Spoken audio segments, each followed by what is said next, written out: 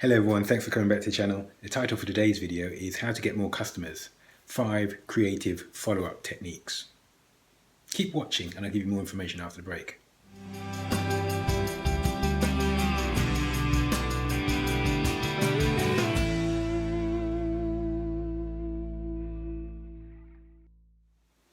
Hi everyone. How to follow up creatively with your new business leads. Let's assume that you've got a system, you're either using an Excel spreadsheet or something as sophisticated as Salesforce, and you're tracking all your new business engagement and contact. So let's assume that you've made various phone calls, you've made emails, and you're at a stage where the lead doesn't seem to be proceeding down the sales funnel with any great momentum. So it looks like it could filter, it could fizzle out or not become some actual business. How do you keep that momentum? How do you keep it moving forward without just antagonizing the lead or prospect by over communicating with them? The primary channels, as I've mentioned, would be email and then possibly phone calls. Or phone calls and email, and that kind of approach. Now, the creative ways of chasing people are very effective, and these are techniques that I've used in communicating with prospects for Marketing Fundamentals, and our website is at marketingfundamentals.com. So the first of these is to use content, and to be more specific, to mention your prospect in a blog post. Now, there must be some relevance for your prospect, the business that your prospect is in and their key achievements and activities, and also your core business. But this is a very effective way of keeping front of mind in the minds of your prospect.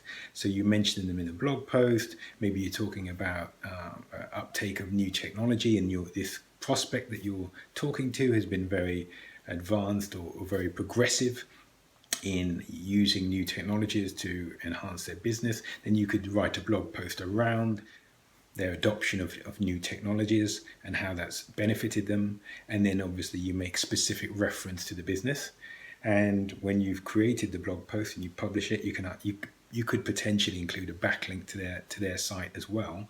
But you make sure that once it's been published, you have the good sense to communicate this. Maybe it's via Twitter, maybe it's via LinkedIn, and you mention the prospect. So rather than the usual approach, which is another phone call, have you received our email, do you want to set up a meeting, etc. You've been doing that already and reached a stage where momentum seems to have been lost. This is a more creative approach.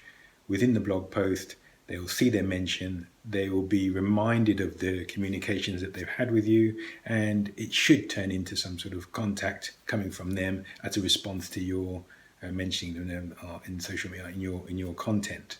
This is I've used this a few times and it has worked, and so it is something that's effective, and not a lot of people are doing it. People aren't thinking to put their prospect in a relevant blog post. So that's number one. Number two is a similar approach, but not using a blog post. It's using a video. So you could be creating a summary video of let's say, new businesses, new initiatives, or new techniques, and you could mention your prospect in the video.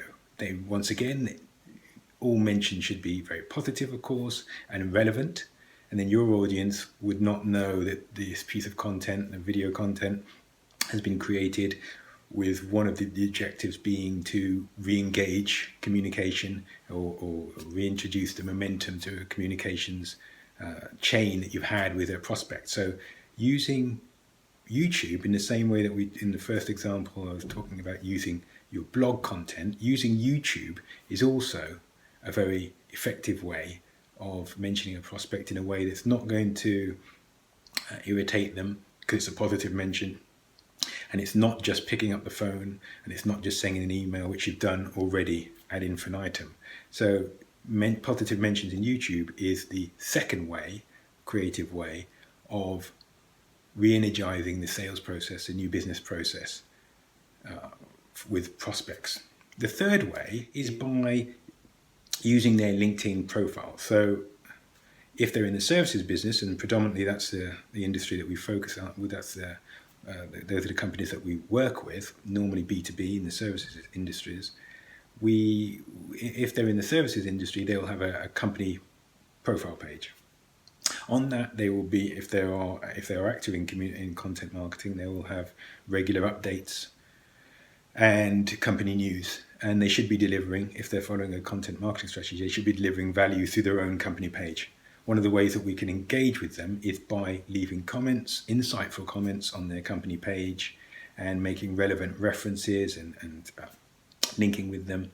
And you'll find that most companies will be monitoring their company page and looking at the engagement there. So you make a specific comment, or you reference a project they've worked on, or a possible partner for them, being helpful in the way that we are with content marketing.